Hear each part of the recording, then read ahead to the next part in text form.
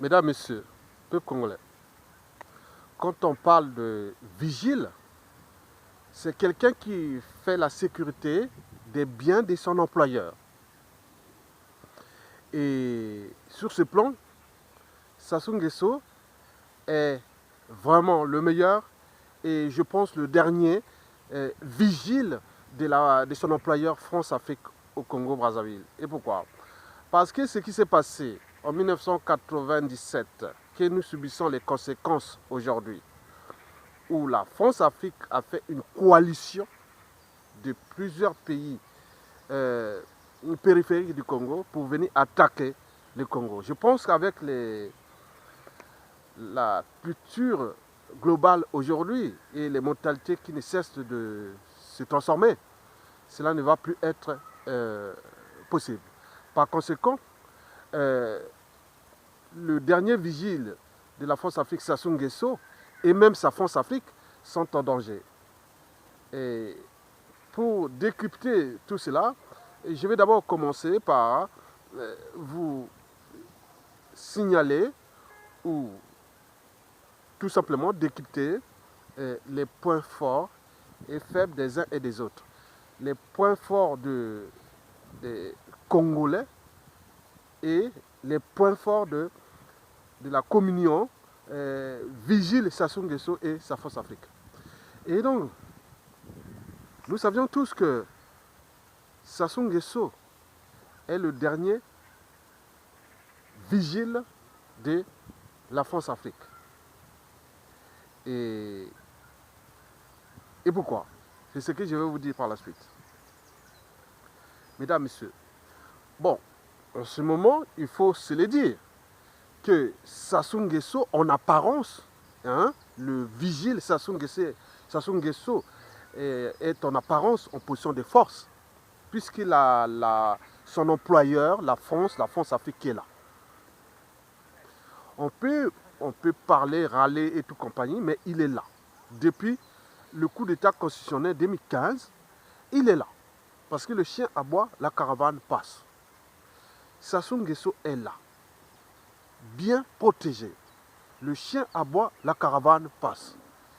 Et pourquoi Sassou Nguesso tient-il sa tyrannie où, eh oui, il joue pleinement son rôle et donc il est bien protégé. Et donc, nous devons montrer pourquoi les protéger. Parce qu'il défend tout justement les intérêts de la France-Afrique. Mais pas n'importe quelle France-Afrique. Il y en a plein. Et ce que je vais vous dire, mesdames, messieurs, peuple congolais. Donc, je vais d'abord vous donner les points forts de la France-Afrique et de Sassou Nguesso. Parce que ces points forts-là, c'est nos faiblesses qui font qu'ils ont ces points forts-là. Notre faiblesse est déjà que nous avions tout renoncé. Nous avions tout renoncé à nos droits et devoirs de peuple, au niveau civil comme au niveau militaire. Et donc cette faiblesse fait que Sassou Nguesso et son employeur, la France-Afrique, sont en ce moment en position de force. Et pourquoi? Parce que la nature a horreur du vide. Si vous ne savez pas défendre votre bien, il est naturellement possible que ce bien soit il y aura toujours un malin qui viendra soit vous le voler ou vous escroquer. Et oui, tout ce bien du Congo est aujourd'hui laissé à la guerre des loups et des vautours venus de l'extérieur sur invitation du vigile France-Afrique Denis Sassou Nguesso. Ils quittent ici la France, ils vont là-bas, ils reviennent avec des chèques. Ils partent là-bas conseiller. Il y a tellement de rôles, de missions à la con, simplement pour aller prendre l'argent. Aide-moi, le ciel t'aidera. Protège-moi, je te protège. Soutiens nos intérêts. Nous avons la France, on a une puissance économique, on est militaire, on a des renseignements, on a tout, on va te protéger. Donc tout au pays, là-bas, on sait ce qui se passe dans votre pays. Donc la France écoute les Congolais au Congo. Et donc, vous ne pouvez pas s'en sortir avec ce système. Mais c'est une position de force pour la France et son employeur et son vigile. Mais c'est aussi une position de faiblesse par la suite. Parce que toute chose a un début et une fin. Donc, si vous laissez votre bien, oui, la nature aura du vide. Alors que quand vous laissez, bon ben oui, abandonner un bien quelque part, bon ben vous venez, il est soit, oh tiens, il y a quelqu'un qui va certainement ramasser ce bien, ou il y a d'autres qui viennent parfois les voler, et donc il y a ça. Nous, c'est la situation, mesdames, messieurs. Bon, il faut savoir que Sassou Nguesso protège les intérêts d'une certaine oligarchie politico-affairiste française qui fait partie aussi de la France-Afrique. Et n'oublions pas la France-Afrique des multinationales qui gèrent de manière opaque nos ressources. Sans plus nos ressources sont confisquées. N'oublions pas la France-Afrique des intérêts vraiment vitaux ou officiels qu'on appelle le CFA, les accords de France-Afrique, tout. Mais donc tout ça, c'est sur un acharnement sur un pays. Mais pourquoi? Parce qu'ils ont un vigile qui protège ses intérêts. Ça joue pleinement son rôle. Et si vous ne faites pas partie le vigile, vous resterez là à pleurer, pleurer, pleurer, comme la nature aurait du vide, et ils vont l'exploiter. Mesdames, messieurs, peuple congolais. Bon, je vous dis que les gros poissons mangent toujours les petits poissons.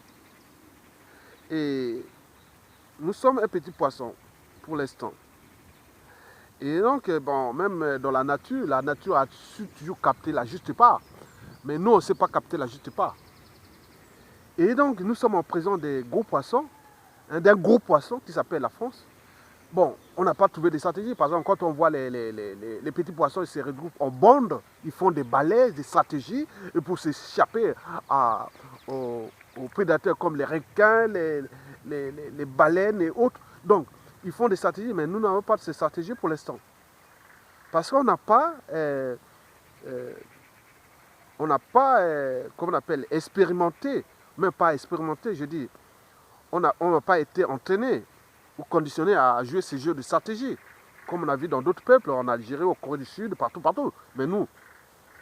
Mais ça va venir, ça va vite. Donc, la France est un gros poisson,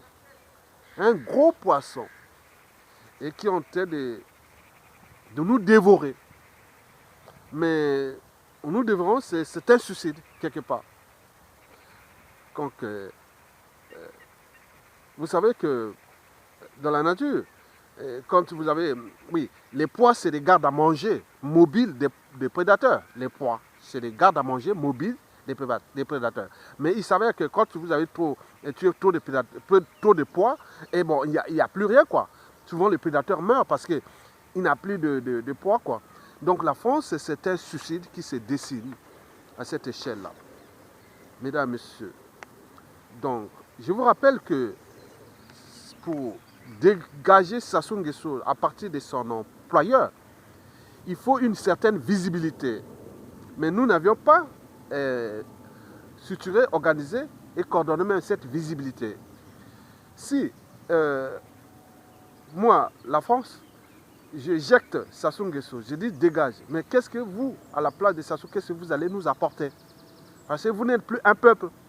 Vous êtes nos sujets et autres. Voilà, qu'est-ce qu'on fait? On en fait. Si vous étiez un peuple, vous aurez pu les débarrasser déjà ce gars-là depuis 2015, 2016 et autres. Mais arrêtez. Donc, vous êtes en position de faiblesse. Donc, qu'est-ce qu'on en fait? Donc, vous savez qu'en Occident, on a besoin des contrats, des accords, même de l'ombre. Dès que tout est fait, bon, on dit OK. Donc, OK, nous n'avons pas su structurer, organiser ça.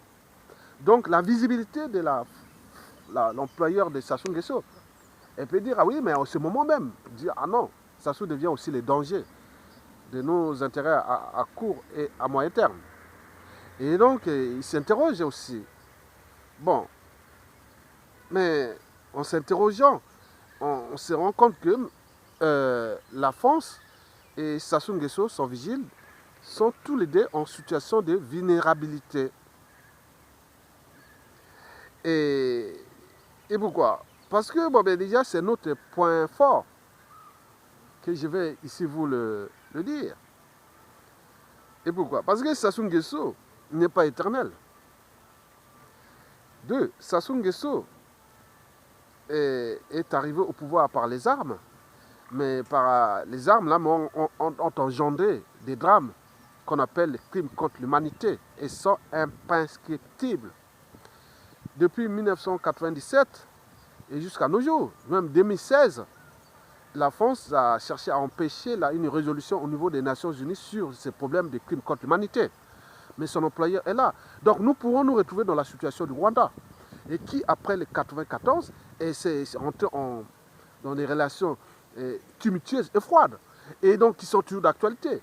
Et donc la situation du Congo sera peut-être comparable à celle du Rwanda. Parce qu'on parle du Rwanda qui a eu comme de 800 000 morts. Mais au Congo, la comptabilité, le capital décès de Sassou avoisine les 500 000 morts. C'est un génocide. Mais la France est là entière. Il empêche toute résolution. Mais c'est des contentieux historiques et qui vont revenir. Et donc, c'est ça parce que derrière les relations diplomatiques, économiques, stratégiques, il se cache les relations sociales. Donc, on est au cœur de la psychanalyse ou même de la psychologie des uns et des autres. On ne sait pas ce qui est dans la tête des Congolais qui, demain, pourront prendre le contrôle du Congo. Ils seront patrons des services, ils sont ministres, présidents, non, tout. Donc, on ne sait pas ce qui est dans la tête et de ce qu'ils ont subi comme humiliation, brimade, traumatisme et tout ça, ça soit humilié même des tribus. Parce qu'en Afrique, quand on humilie un membre de la tribu, souvent c'est des réactions qui vont rester longtemps. Et donc Sassou est en danger, et sa force Afrique aussi. Donc ce sont des signaux d'alerte qu'on vous dit. Parce que je dis quand même haut, c'est que tout le monde pense plus bas. Il dit qu'au moment venu, oui, Sassou ne pourra plus refaire ce qu'ils ont fait. Et ils pourront se retrouver dans une situation difficile. Et la France aussi. Comme les mêmes causes créent les mêmes effets. Nous sommes dans l'application de la règle d'or. Ne faites jamais à autrui ce que vous ne souhaitez pas qu'on le fasse vous-même. Donc, la France, quelque part, risque de compromettre à 97% ses intérêts vitaux et à moyen et à long terme. Quatrièmement, il faut le dire que le Congo a tout perdu avec la France-Afrique et le vigile de Sassou Nguesso d'ailleurs. Et par conséquent, le peuple congolais a tout qu'à gagner. Le Congo n'a pas un rang mondial à défendre. On veut être seulement libre et digne chez nous. Vous pouvez voir. Bon, si je devais apporter la solution, bon, j'ai pas beaucoup de solutions, j'ai pas de solutions magiques, mais je peux qu'alerter, éveiller les consciences des uns et des autres. Je commençons déjà par le clan. Et que la situation de 97 ne va plus se répéter. Ce sera difficile. Par conséquent, avec ce peuple, vous pouvez être en situation de vulnérabilité, en danger. Ce n'est pas la France défend que ses intérêts. Et une fois les intérêts de la France demain protégés, mais les gars qui vont venir vont s'occuper du peuple. Et vous, les clans, on va vous récupérer un à un. Comment on va les traiter, comment on va les... Oui, ça sera vraiment du caviar, du pain béni, sur des franges échelles. Je vous rappelle que ne faites jamais autour ce que vous ne souhaitez pas qu'on le fasse sur vous-même. Regardez tous les coups bas, tout ce que vous avez fait les uns et les autres, les ménages, tout compagnie. Vous voyez que les gens ont oublié ça. Les vies brisées, les tissus sociaux, économiques, culturels et tout brisé. Donc vous avez le monopole de ça. Je vous rappelle, j'alerte votre conscience que vous êtes en danger. On vous a demandé en 2016 avec Mokoko pour trouver le juste équilibre. On ne sait pas comment va se terminer. Parce que rien ne se perd, rien ne se crée, tout se transforme. Donc nous sommes les gens au terme du moment où on croit que les gens sont gentils. Et demain, avec ces moyens colossaux de l'État, ils vont se transformer parfois en monstres. Contre qui? Pas contre le peuple. Parce que l'unanimité s'accorde qu'on ne va plus attaquer le peuple. C'est ces gens-là. Ils appellent ça les gens-là. Ce système-là. Donc prenez votre responsabilité pour des mesures compensatoires. Et là, vous ne cherchez pas. Vous êtes là entraîné comme si vous êtes protégé par la France et qu'avec ce peuple qui a tout renoncé, bien sûr que c'est un peuple qui est quand même traumatisé, qui a été meurtri, laissé sans éducation, sans sécurité, ni justice. C'est un peuple on a volontairement affamé. Ils n'ont même pas de soins et pouvoir d'achat et tout. Donc c'est un acharnement. Vous croyez que vous avez le monopole de ça? Mesdames, Messieurs, Sur ce plan, j'ai alerté les gardes de Sasso. La situation de demain ne jouait plus le problème de géopolitique ou de nord, de sud. Ça ne sert à rien. Parce que vous avez beaucoup plus d'ennemis aussi au nord qu'au sud. Donc, faites attention à vous, mais c'est des choses que j'alerte. Vous croyez à votre étoile, mais votre étoile va certainement entraîner vers ce pays, vers une poudrière, et qui peut arriver sur un chaos. Et le chaos, comme la majorité a subi, et donc cette majorité va se retourner contre vous. Ne venez pas dire, hein, voilà, ils ont tout enregistré, tout encaissé. Vos méthodes, votre mode opératoire contre le Congo et autres, ils vont les réappliquer. C'est un effet d'entraînement.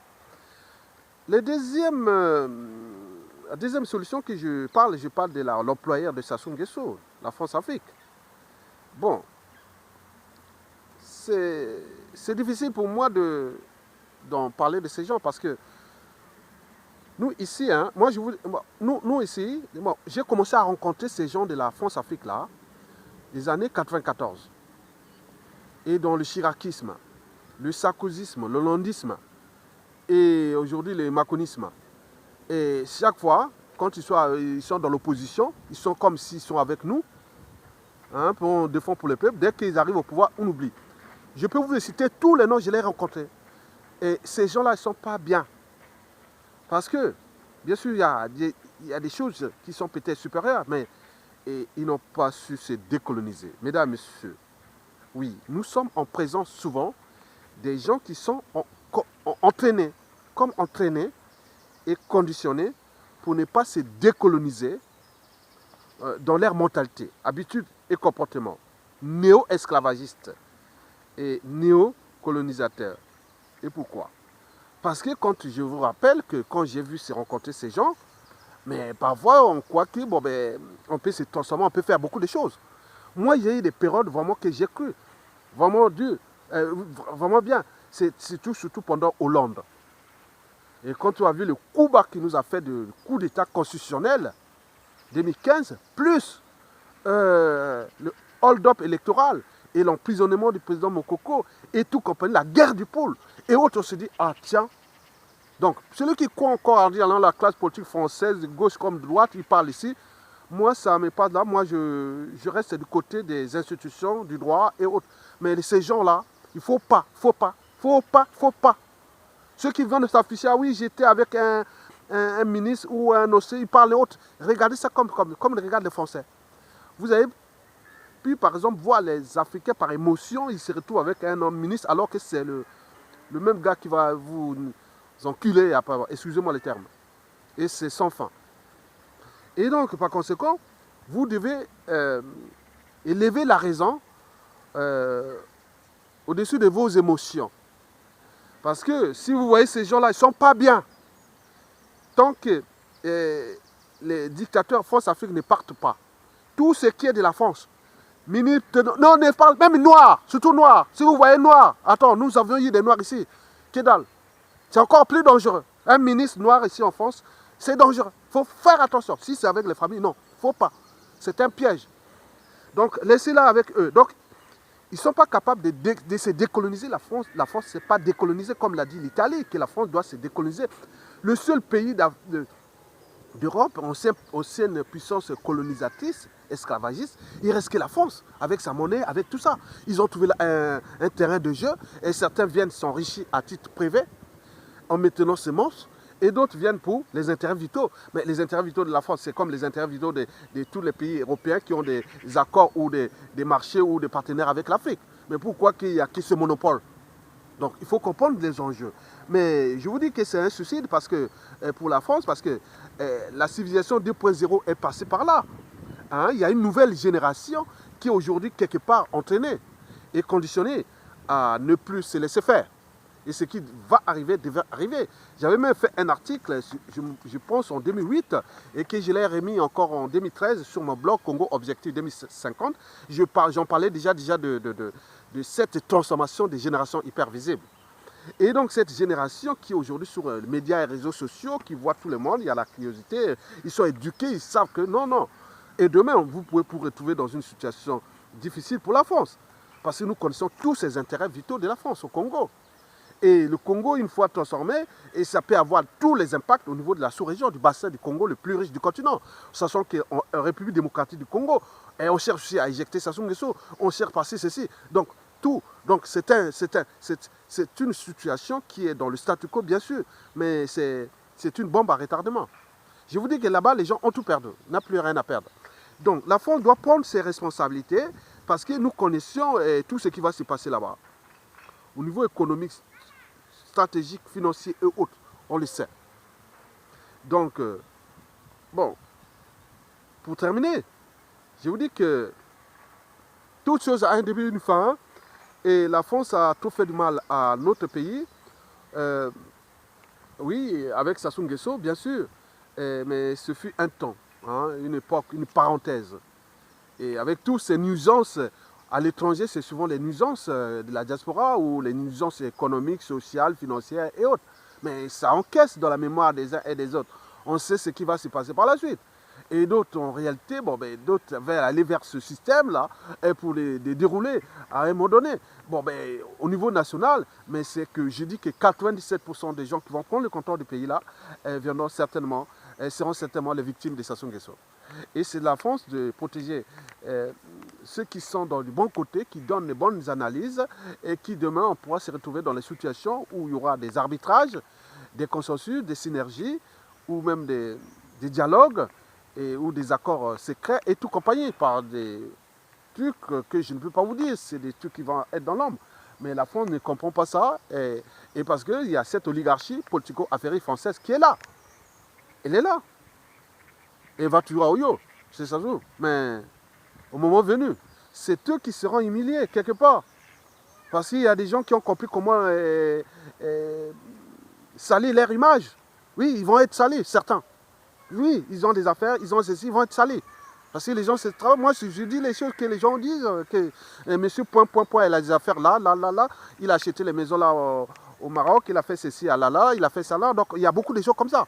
Et il y aura des situations comme ça, surgicales, parce que ces gens-là ont apporté la mort aux Congolais. Les gens-là ont détruit les vies. Les gens-là, ils ont pillé un pays. Et donc, ils continuent. Et un pays qui se retrouve dans la merde. Donc, le dernier vigile de la France-Afrique, Denis Sassou Nguesso, est lui-même en danger parce que la France n'a que ses intérêts et n'a pas d'amis. Oui, comme en politique, hein, il n'y a jamais d'amis permanents ni d'ennemis permanents, il n'y a que les intérêts permanents. Mais il me semble que les intérêts des États sont les intérêts vitaux. Oui, c'est ça. Bon, nous, on a eu, en plus de ces intérêts vitaux, il y a eu un acharnement de la classe politique française qui est venue s'acharner sur les comptes publics congolais. L'Allemagne fait des affaires en Afrique. Elle ne va pas s'acharner sur les comptes publics de ces pays. L'Angleterre fait des affaires en Afrique. Plein de pays d'Europe et d'Occident font les affaires là-bas. On ne vient pas s'acharner sur les comptes d'un pays en venant comme amis. Hein. On va dans les fièvres du dictateur, on va faire des conseils à la con et en retour on vient avec un chèque. Donc, pour combien de temps encore? Mesdames et messieurs, je vous remercie.